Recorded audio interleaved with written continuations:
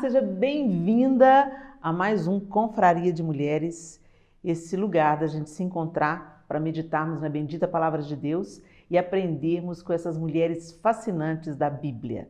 Hoje eu venho trazer para vocês uma mulher muito especial. O nome dela é Ana. Vamos ler um pouquinho da história de Ana, que está registrada em 1 Samuel, no primeiro capítulo. Havia certo homem de Ramataim, Zufita, dos montes de Efraim, chamado Eucana, filho de Jeroão, neto de Eliú e bisneto de Tou, filho de Efraimita Zufi. Ele tinha duas mulheres, uma se chamava Ana e a outra Penina. Penina tinha filhos, Ana, porém, não tinha. Todos os anos esse homem subia de sua cidade a Siló para adorar e sacrificar ao Senhor dos Exércitos. Lá, Ofni e Finéias, os dois filhos de Eli, eram sacerdotes do Senhor. No dia em que Eucana oferecia sacrifícios, dava porções à sua mulher Penina e a todos os filhos e filhas dela.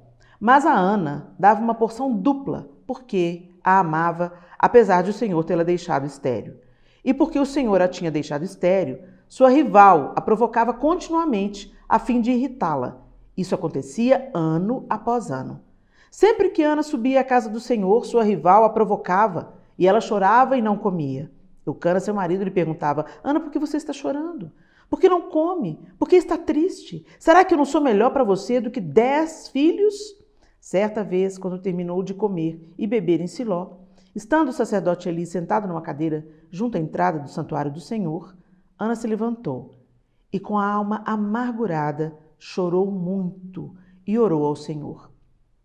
E fez um voto dizendo: Ó Senhor dos Exércitos, se tu me deres atenção, se tu deres atenção à humilhação de tua serva, te lembrares de mim e não te esqueceres de tua serva, mas lhe deres um filho, então eu o dedicarei ao Senhor por todos os dias de sua vida, e o seu cabelo e a sua barba nunca serão cortados. Enquanto ela continuava a orar diante do Senhor, Eli observava sua boca. Como Ana orava silenciosamente, seus lábios se mexiam, mas não se ouvia sua voz. Então Eli pensou que ela estivesse embriagada e lhe disse: Até quando você continuará embriagada? Abandone o vinho. Ana respondeu: Não se trata disso, meu senhor. Eu sou uma mulher muito angustiada. Não bebi vinho, nem bebida fermentada. Eu estava derramando minha alma diante do Senhor. Não julgues tua serva uma mulher vadia. Estou orando aqui até agora por causa da minha grande angústia e tristeza. Eli respondeu: Vá em paz, e que o Deus de Israel conceda a você o que pediu. Ela disse: Espero que sejas benevolente para com tua serva. Então ela seguiu seu caminho, comeu, e seu rosto já não estava mais abatido. Na manhã seguinte, eles se levantaram e adoraram o Senhor. Então voltaram para casa em Ramá. Eucana teve relações com sua mulher Ana, e o Senhor se lembrou dela. Assim, Ana engravidou, e no devido tempo deu à luz um filho, e deu-lhe o nome de Samuel, dizendo: Eu o pedi ao Senhor.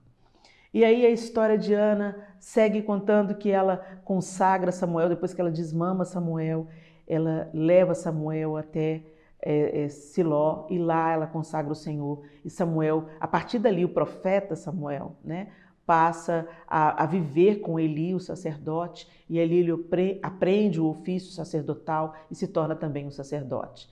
E Deus deu outros filhos a Ana. É uma história linda.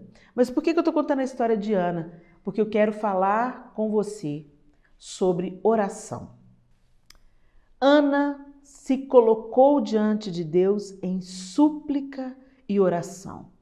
Ela derramou diante de Deus, o texto diz, a sua alma angustiada. E ela estava ali clamando de uma maneira tão singular. E ela orava silenciosamente, porque ela queria compartilhar apenas com o Senhor a angústia da sua alma, e se via mexendo os lábios, mas não se ouvia. Só o Senhor ouvia a súplica de Ana. E Eli tirou conclusões precipitadas a respeito dela, pensando que ela estava naquela atitude estranha porque estava embriagada. E ela falou: não, meu senhor, eu não estou embriagada, eu estou angustiada.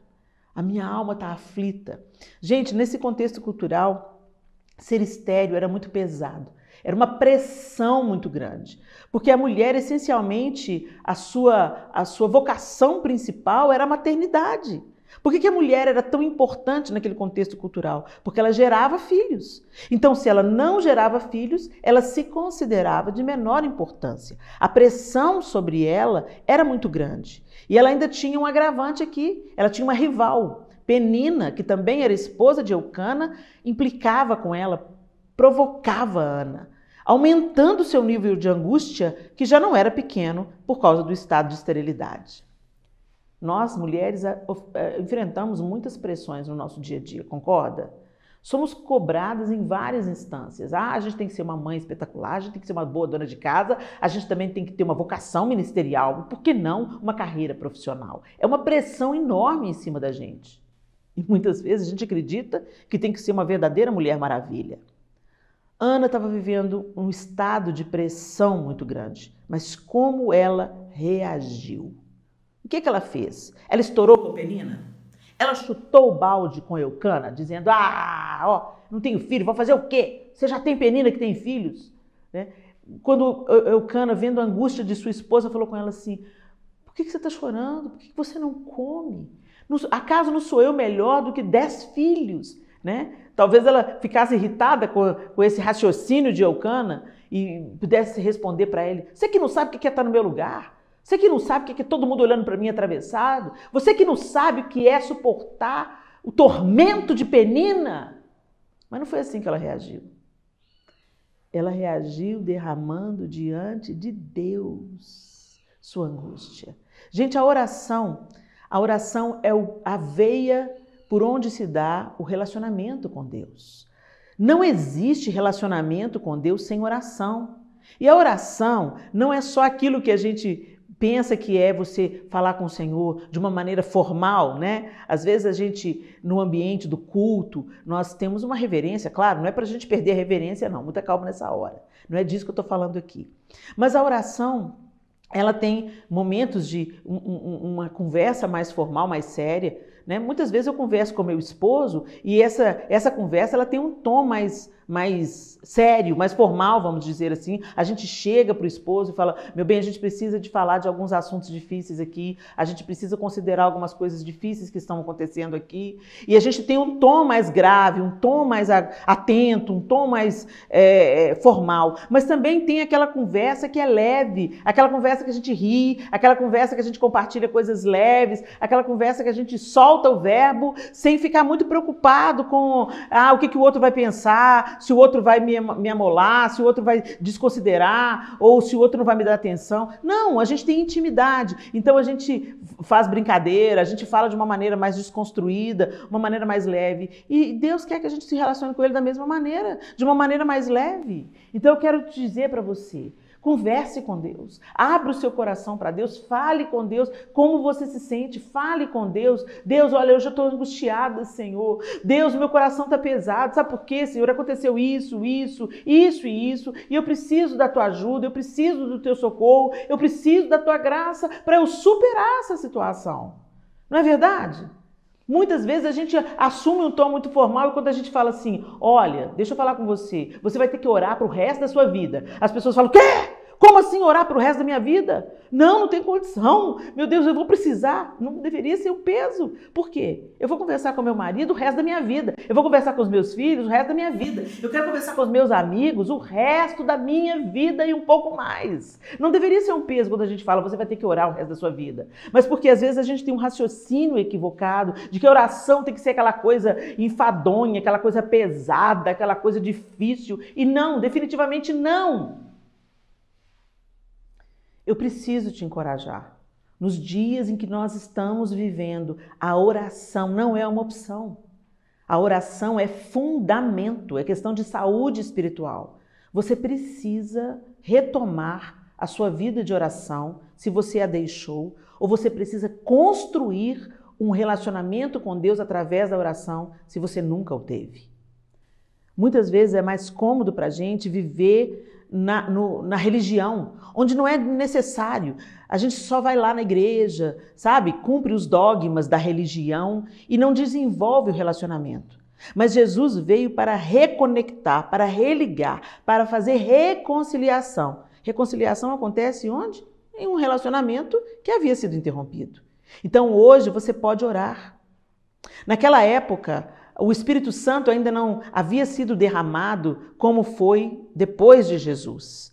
Hoje nós temos o Espírito Santo de Deus habitando em nós, nos ensinando, nos convencendo, nos fazendo acreditar. Hoje nós cremos, nós entendemos as Escrituras pelo poder do Espírito Santo. E o Espírito Santo também deseja aprimorar a nossa vida de oração. Comece a praticar. Separe um momento do seu dia para aquela conversa mais específica, mas também atue, desenvolva a sua oração, se lembrando de que Deus é onisciente. Sabe aquelas conversações internas que a gente desenvolve? Sabe aquelas coisas que a gente conversa com a gente mesmo, caladinha, a gente fica pensando e travando um diálogo interno? Pois é, pratique isso com o Senhor. Trave o seu diálogo interno falando com o Senhor. É muito importante que a nossa vida seja uma vida de relacionamento. E não existe relacionamento sem conversa. Ana se derramou diante do Senhor e ali ela clamou, ela derramou diante dele a sua angústia. O único que poderia, de fato, resolver a sua esterilidade. Às vezes a gente vai buscar soluções e respostas em portas onde elas não existem. Nós buscamos alívio para a nossa dor em paliativos. Nós queremos tratar questões profundas com band-aid. Que não seja assim com você. Que você, como Ana, atravessando pressões, cobranças, desafios, angústias, que você derrame sua dor, sua angústia, sua necessidade aos pés daquele que pode realmente mudar a sua vida, responder a sua oração, pleitear a sua causa, em nome de Jesus. Amém? Muito bem, agora eu quero deixar vocês com o conselho profissional.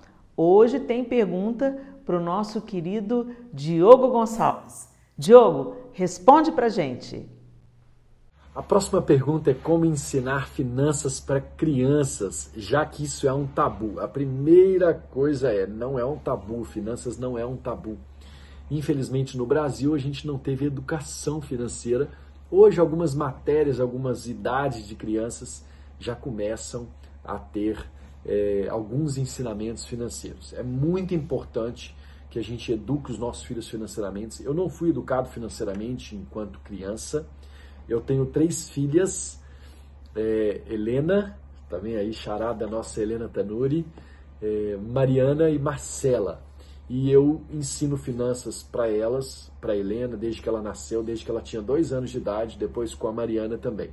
A grande verdade é que a primeira referência nossa, como ensinamento de tudo, é a Bíblia. A Bíblia nos ensina lá em Gênesis a poupar, quando a história de Faraó, quando Faraó tem aqueles sonhos, José vem revelar os seus sonhos e o diagnóstico que José dá durante os 7 anos que a gente tiver muita riqueza, a gente vai poupar a 5ª parte, poupar 20% de tudo aquilo que a gente ganhar. E depois vão haver 7 anos de muita crise, de muito problema financeiro, trazendo aqui para o nosso dia a dia. A gente vai usar aqueles 20% para poder a gente viver, sobreviver durante os 7 anos de crise. Você tem agido como a própria Bíblia nos ensinou? E eu já contei isso aqui, Lucas nos ensina a planejar. A Bíblia também nos ensina a sermos bons mordomos, ou seja, a cuidar daquilo, a zelar por aquilo que Deus nos deu. E com a criança, a gente tem que passar por esses ensinamentos bíblicos. Existem várias maneiras de ensinar as crianças ao dinheiro. O primeiro é ensinar com exemplo. Muito mais do que a gente falar, nós temos que ser exemplos para os nossos filhos. Aquilo que a gente falar, a gente tem que fazer.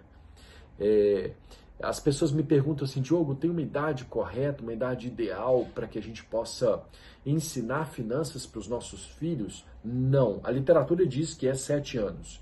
Eu diria que depende da maturidade do seu filho. Aos 2 anos, com a minha Helena, com a minha Mariana, eu ensinava elas já sobre dinheiro na linguagem delas. A Mariana gostava muito de colocar os dedinhos assim na pia, sobre a pia, e deixar a água encher. E eu falava com ela, filha, quanto mais água você estiver gastando aqui, mais peixinhos você está matando, os rios vão ficar mais vazios, os peixinhos podem morrer, e o papai vai ter que ficar mais longe de casa. O papai ama o trabalho, o papai ama abençoar as pessoas, o papai sai de casa para trabalhar, para inspirar as pessoas, para empoderar as pessoas, para tirá-las dos problemas delas. Mas papai gosta muito de ficar em casa também. Papai gosta de gastar tempo com vocês, de investir tempo em vocês. Quanto mais água você desperdiça, toda vez que você sai do seu quarto, deixa a luz acesa, a televisão ligada, papai fica pedindo para que vocês apaguem a luz, desliga a televisão, desliga o iPad. Para quê? Para que o papai possa ficar mais aqui em casa. Quanto mais luz estiver acesa, quanto mais água gastar, mais tempo o papai vai ficar fora de casa para trabalhar, para conseguir pagar essas contas. Às vezes a criança com 2 anos não tem a percepção de dinheiro, mas ela tem a percepção de tempo de qualidade, o tempo que você fica em casa, o tempo que você está em casa. Então foi assim que eu tratei com elas. Durante outro tempo, a gente ensina as crianças, por exemplo, a Helena agora já tem 7 anos. Eu ensinei a Helena, no aniversário dela de 7 anos, eu e minha esposa, nós demos dinheiro para ela. E a gente desenhou uma barra vermelha assim, uma barra como é uma linha assim, uma barra mesmo. E à medida que ela ia gastando dinheiro, a gente ia colorindo essa barra de vermelho. A gente foi mostrando para ela o tanto que ela ia gastando. Então, a cada decisão, ela falava assim, papai, posso comprar isso? Eu falei, você tem dinheiro para comprar, mas se você gastar, você vai consumir metade do dinheiro. Eu coloria tudo para ela. Então, eu mostrava para ela antes das decisões dela. A conclusão disso, eu já publiquei nas minhas mídias sociais, o meu dia a dia com ela, como é que foi as compras e tal, mas aqui para vocês, para adiantar, a conclusão é que o aniversário dela foi em fevereiro, nós estamos no final de agosto, quase em setembro, e ela ainda tem dinheiro. Ela passou a dar valor para o dinheiro. Ela não é pão dura, ela não aprendeu a ser pão dura, eu não ensino aqui em casa. Pelo contrário, aqui em casa nós ensinamos sobre generosidade. Aqui em casa nós temos o mesmo armário desde que casei, eu não tenho uma roupa a mais desde que eu casei. À medida que eu ganho, à medida que eu compro, eu dou para outra pessoa. E a gente ensinou isso para elas também, com presentes, com roupas. A gente não tem mais do que a gente precisa, do que a gente deveria ter. Então, a gente tem uma quantidade, quando ganha ou quando compra, a gente dá outra coisa, ainda que nova. Porque também a outra coisa que nós ensinamos é não dar coisa descabelada, não dar a coisa que você não gostaria de receber. Então, a gente tem ensinado com os nossos atos, com as nossas ações e com a nossa fala, com aquela parte que é teórica, sim. Então, uma forma é dar dinheiro para ela poder fazer a gestão. Uma outra forma é a mesada. Eu gostaria de começar, ou eu te indicaria começar com a semanada. Ela vai ter um dinheiro por semana para gastar naquela semana. Não adianta você entregar o dinheiro na mão dela e não falar o que ela precisa fazer com aquele dinheiro. Então eu recomendo que comece pela semana, que é um horizonte de tempo menor, e indique para ela qual é o orçamento dela. Filha, você tem aqui R$100 e esse dinheiro é para todos os dias você lanchar na sua escola. Ou filha, você tem aqui R$200, é para você lanchar na escola e para final de semana você gastar do jeito que você gosta. Ir no parque, ou ir no cinema, ou aí vai depender dos seus hábitos, do que no lanche depois da igreja, né? Eu, quando adolescente, eu vivi na igreja, eu aceitei Jesus com 8 anos de idade, e desde então minha vida foi na igreja, e eu gostava de ter dinheiro para lanchar depois do culto de sábado. Eu ia no culto sábado à noite, domingo de manhã, domingo à noite, e eu gostava de ter dinheiro para lanchar depois do culto. Então, esse era o meu budget, meu orçamento, e eu indico que vocês façam o mesmo com seus filhos. Mas que Deus nos abençoe, nos dê graça para saber ensiná-los e continuar essa jornada aqui na Terra, cumprindo o papel dele. É isso. Beijão para vocês. Tamo junto, contem comigo. Minhas redes sociais, @Diogo e sua grana. Valeu! Obrigada, Diogo. Você é maravilhoso, Diogo. Você e seus conselhos, e se a gente colocar em prática, certamente vai fazer muita diferença na nossa vida financeira. Obrigada de coração. Muito bem, agora nós vamos para aquele nosso momento de dicas femininas. Vamos ver o que tem para hoje? Olá, mulheres queridas, sejam bem-vindas a esse momento nosso, muito pessoal, de mulher para mulher, onde eu compartilho com vocês coisas que eu aprendo, coisas que eu vivencio no meu dia a dia, dicas que me passaram e que eu já testei e que eu sei que dá muito certo. Então, nesse momento, a gente compartilha com vocês também, nessa nossa intimidade aqui. eu quero deixar sempre com vocês uma dica de livro. Por quê, gente? Porque eu acredito no desenvolvimento intelectual da gente. Eu acredito que mesmo você nessa situação de mãe, às vezes com alguns projetos engavetados, mesmo assim você pode continuar crescendo. E uma ferramenta poderosa para isso é a gente se informar de coisa boa, né? Então, por isso a gente sempre deixa aqui nesse momento da Confraria de Mulheres uma dica de livro. E hoje eu quero compartilhar com vocês esse livro maravilhoso da minha amiga Ilma Cunha, Família, Lugar de Refúgio ou Campo de Batalha. Lugar de Refúgio ou Campo de Batalha, escrito pela minha querida doutora Ilma Cunha, que é psicanalista, e ela traz, gente, uma abordagem todo o tempo. A doutora Ilma é uma estudiosa, né? E muito bem formada, e ela faz a correlação todo o tempo da bendita palavra de Deus e da psicanálise, da psicologia, e ela traz pra gente fundamentos preciosíssimos para nossa família, identificando a causa de muitos conflitos que nós estamos vivenciando. Às vezes você está lidando com alguma coisa e você não sabe muito bem de onde que veio aquilo, e às vezes na maioria das vezes, isso está lá plantado na nossa infância, no nosso relacionamento com os nossos pais, na nossa família de origem, e muitas coisas precisam ser corrigidas para a gente então construir em cima de terreno sólido. Então, como eu sempre faço, eu compartilho com vocês alguma coisa que está na contracapa do livro, que te dá uma leve ideia do que você vai encontrar nesse conteúdo riquíssimo. Eu já li o livro e eu indico o livro. A doutora Ilma Cunha aborda muito bem a fragilidade dos relacionamentos dos membros do núcleo familiar e compreende as razões e consequências desses desajustes. Assim, a partir de uma larga experiência clínica e em sala de aula, ela escreveu este livro, no qual, firmada em uma postura cristã e em conformidade com a Bíblia, não omitiu o elemento fundamental do perdão e a compreensão entre os componentes da família. Nesta obra, ela mostra seu profundo conhecimento da psicologia e das escrituras sagradas, usando essas duas fontes de sabedoria a fim de demonstrar a autoridade máxima da palavra de Deus na solução das questões familiares e do ser humano. Então fica aqui a minha dica: família, lugar de refúgio ou campo de batalha. Super dica, super leitura, gente, maravilhoso o livro. E agora eu quero dividir com vocês uma experiência, mais do que uma dica, uma experiência. Vocês se lembram que eu falei com vocês, quando eu estava fazendo as minhas toalhas de mesa, que bastava você ter uma máquina portátil de costura e aprender a fazer costura reta e em zigue-zague? Que você faria muitas coisas com isso? Às vezes algumas pessoas escutam, gente, a Helena pirou. Como é que eu vou comprar uma máquina só para costurar costura reta? Claro que não, se você tem habilidade para mais, vai em frente. Mas com costura reta você faz muita coisa útil, sim. E eu sei porque eu só sei fazer costura reta, gente. Eu nunca fiz um vestido para mim. Mas vamos lá. Eu tinha aqui em casa um voal que era resto de um figurino de teatro. Há muito tempo atrás, eu fiz um personagem que era tipo um anjo, né? E era um voal que era tipo uma... Sabe quando você pega o voal retangular, faz um buraco no meio e aquilo vai como uma túnica? Você põe outra roupa por baixo e aquilo usa como uma túnica, só enfiando a cabeça.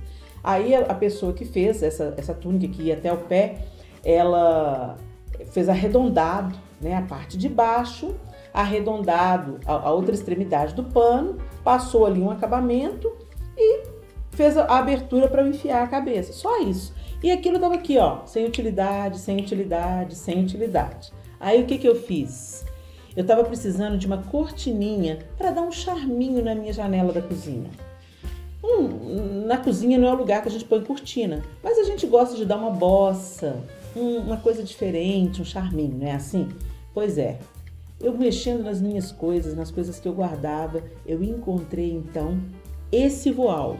E sabe que ideia que eu tive? Eu peguei esse voal, cortei na horizontal. Na horizontal não, na vertical, né? Eu cortei, rompendo aquela parte do meu e cortei, e ela ficou como? Imagina comigo, um pano retangular com as bordas abauladas, por causa que era um pano completo, um retângulo completo, com as bordas abauladas para fazer esse efeito de túnica, certo? Você compreendeu? Pois é. E aí eu cortei na vertical E o que nasceu? A minha cortina. Gente, olha aqui. Eu preguei sobre a parte que ficou. Então, o que eu fiz? Primeiro eu cortei na vertical, eliminando aquele buraco do meio, né? Cortei uma parte do tecido, eliminando aquela ruptura aquela abertura para a cabeça. Então, ficou a metade de um retângulo com as bordas abauladas. Eu não sei se dá para você ver aqui as bordas abauladas, olha. Dá para ver? Ok? Beleza. Aí ele ficou mais ou menos isso aqui, deve ter uns 60 centímetros de largura. Cortei no meio, dei o acabamento, né? Perceba, aqui já tem tipo uma overlock, que já tinha na peça. Aí eu fiz isso aqui, ó. Eu fiz um zigue-zague, mas um zigue-zague bem apertadinho, bem justinho. Eu apertei o ponto para ficar em zigue-zague e dar esse acabamento aqui, que impede do tecido desfiar, certo? E ele tá com essas sobrinhas aqui, ó, justamente porque já funcionou o trabalho. Impediu de desfiar e ele já foi lavado muitas vezes. Aí o que eu fiz? Peguei então, dei esse acabamento nessa parte onde eu cortei. Depois eu vim com uma tira bordada larga. Olha, a tira bordada ela tem mais de um palmo de largura. Então ela deve ter aqui uns 30 centímetros talvez. Uma tira bordada bem larga, né? A mais larga que eu encontrei na época. E eu costurei numa costura reta em duas costuras, olha, uma costura em cima, uma costura embaixo. Para quê? Porque entre essas duas costuras eu enfio o bastão da cortina, entenderam? E aí, quando você franze, você enfia a cortina. Quando você franze no bastão, eu deixei essa sobra para cima de propósito, para dar um frufruzinho em cima. Então, quando você franze no bastão, ela fica toda franzidinha e dá essa sobrinha para cima para dar um charme. E eu deixei uma ponta de sobra. Vocês viram que a tira bordada, ela começa uns 20 centímetros depois da extremidade. Por quê? Porque isso fica para fora do bastão, dando esse caimento aqui, esse acabamento. Vocês vão visualizar melhor quando vocês virem lá no bastão da cozinha. Eu vou colocar lá no bastão e vou mostrar para vocês. Mas vamos recapitular? Um pano retangular, abaulado nas extremidades, ok?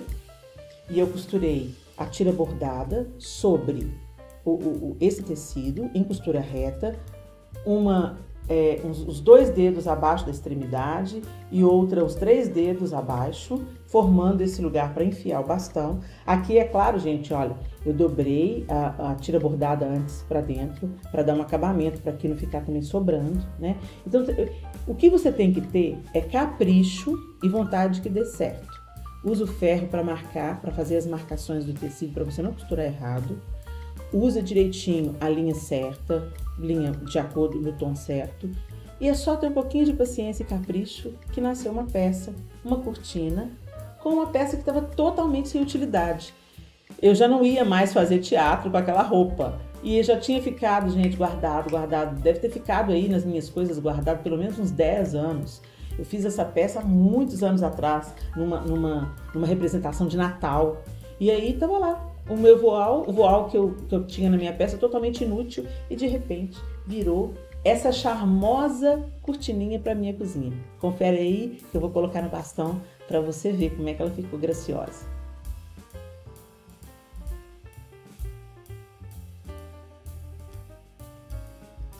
Viu só? Você pode reaproveitar o que você tem. Então dá uma olhada carinhosa naquilo que você tem. Um retalho pode virar uma almofada ou um quadro. Um quadro. Eu vou dar mais dicas aqui para você. Você pode usar tecidos que você gosta muito em moldura, mas isso dá outra dica. A gente volta com mais dicas de como reaproveitar. Afinal de contas, sustentabilidade está em alta, seu bolso agradece e a sua casinha também. Até a próxima! É isso aí, eu espero que essa dica tenha inspirado você, encorajado você. É isso aí, você pode. Não deixe, às vezes, nós temos alguns pensamentos limitantes. A gente pensa que a gente não vai dar conta de fazer algumas coisas e você dá conta sim. Tenta, tá bom? Deus abençoe vocês. Muito bem, pessoal, hoje o Confraria fica por aqui. Eu espero que esse conteúdo tenha despertado você, inspirado, encorajado você, porque esse é que é o objetivo principal da Confraria de Mulheres, que as mulheres da Bíblia e esse nosso momento aqui de trocarmos experiências, dicas, sugestões, seja edificante para o seu coração. A gente se encontra no próximo Confraria de Mulheres, se Deus quiser.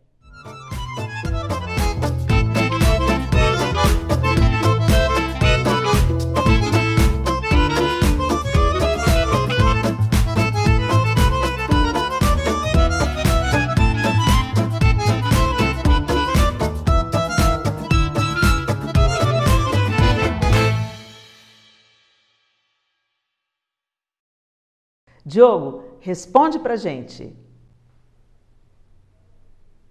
Eu não sei a pergunta para o Diogo.